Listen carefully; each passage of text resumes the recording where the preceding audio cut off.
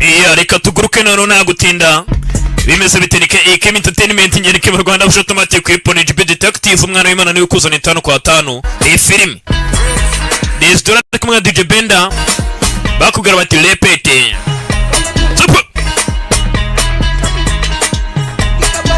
Let's go hola movie simubizira ati imvuze ngo byanze yuko nzagomba gushya habagomba gushya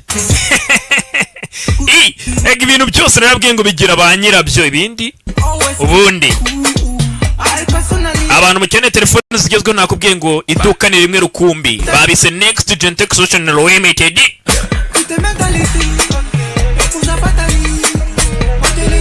Zero kanungu munani gatatu munani magana atanu gatanu icyenda ku bantu mukeneye kwamamaza tugakomeza kurya show ati nubwo nafite umufungo byibura nze kubyina piano ufite iki DJ Foro kuri basane koronza cyane 5 kwa 5 DJ Hakim irwabwana ku isoko DJ De Bande kuri hareti repete Kamata let's go DJ Musange biryogo DJ Top Emera Prince House DJ Neba Kimirongo mwisindiro kuri Chapandigo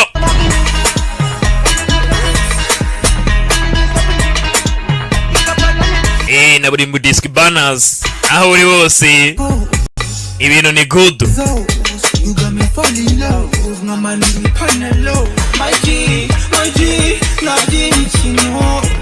na kugenga bigeze kuri hora movie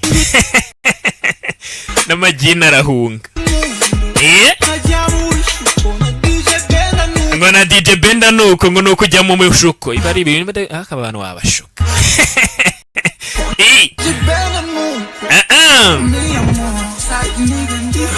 Yo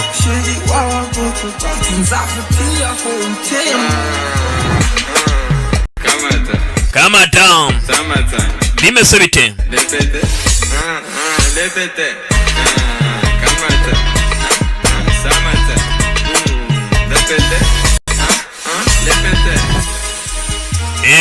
noneho katuri DJ reba ibyari byo nkwereke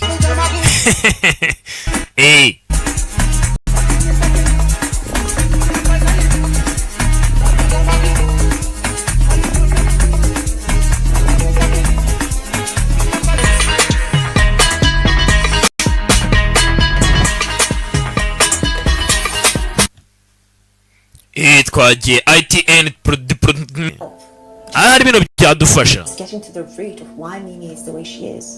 hari dushobora kuba twabona uburyo Mimi asubira ku murongo ndetse agasubirana n'ababyeyi be bibagiye ko twahuriye kuri station twagiye kunywa essence kuki ntahita ngo kunda none ari cyo umutse nabonaga warakaye kiza kuri ni I realized I hurt a lot of people with my actions back then. Nge nanga abantu bakora ibintu nk'ibyo nakoraga nyine mba numva mbafitiye urwango rwinshi kuko mba mbona bashobora kunsubiza mu bikorwa nahozemo. And I could have ruined everything. Ndetse nagomba nshaka kwangiza ibintu byose. And I guess I was just paranoid that ndatekereza nari paranoid kw'ibyo bintu. You wouldn't see what I saw. We ntabwo wigeze ubona ibyo nge nabonye. What's that? Byari biki? Hope. Icyizere. Nkubwirikira. Handling this way better than I ever did.